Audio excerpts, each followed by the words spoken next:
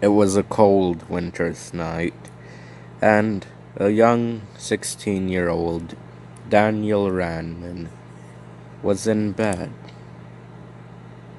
Nothing too odd or unusual in his life.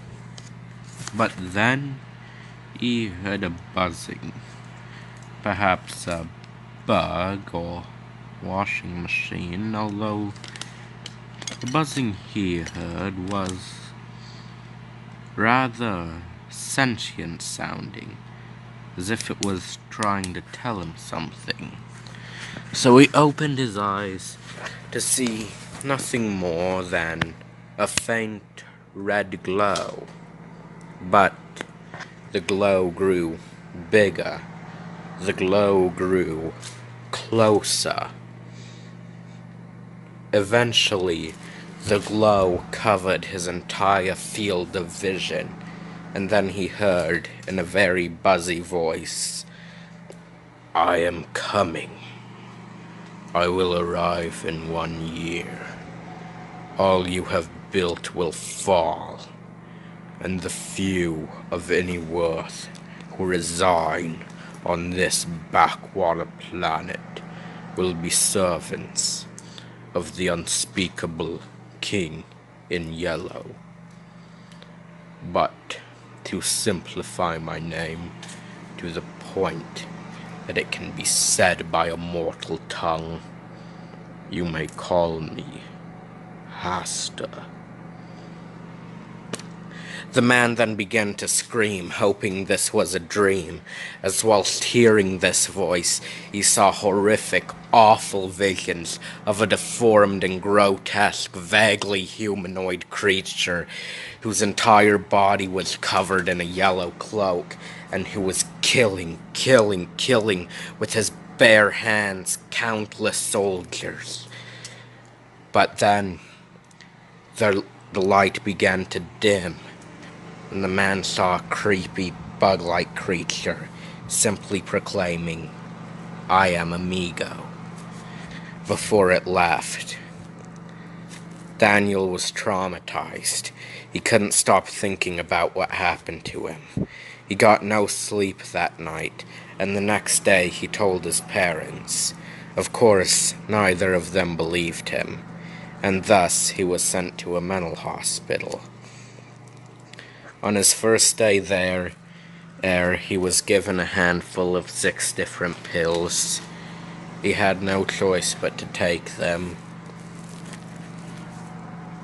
He sat alone on a bed. For 30 minutes he got to talk to a therapist who, of course, like his parents, would never believe this crazy tale he was telling, as true as it might be. But then, something rather unfortunate happened. The next day, it was time for his electroshock therapy, as it is called.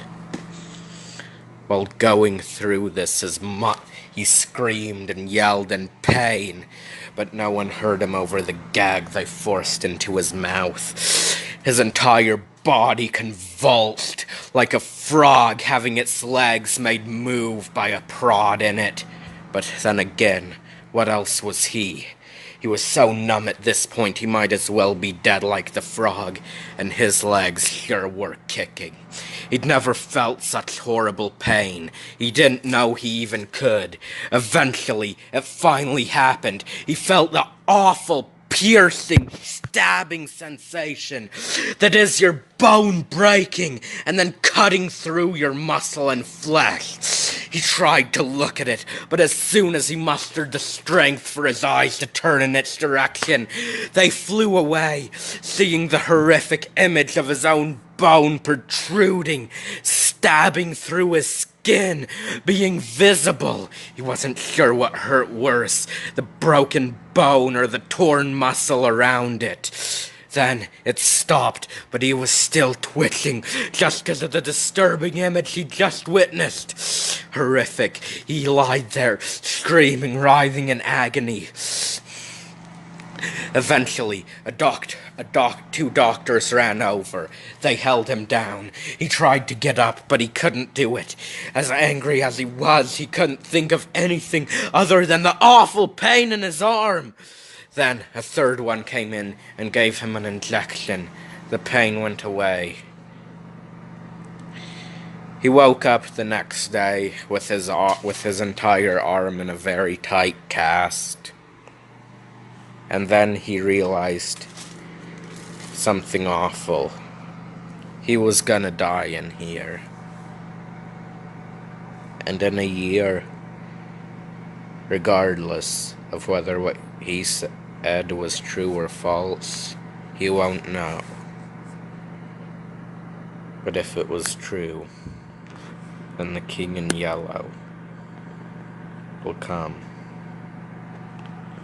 And his warning, that slight act of mercy whom he showed a single man, will have been for nothing.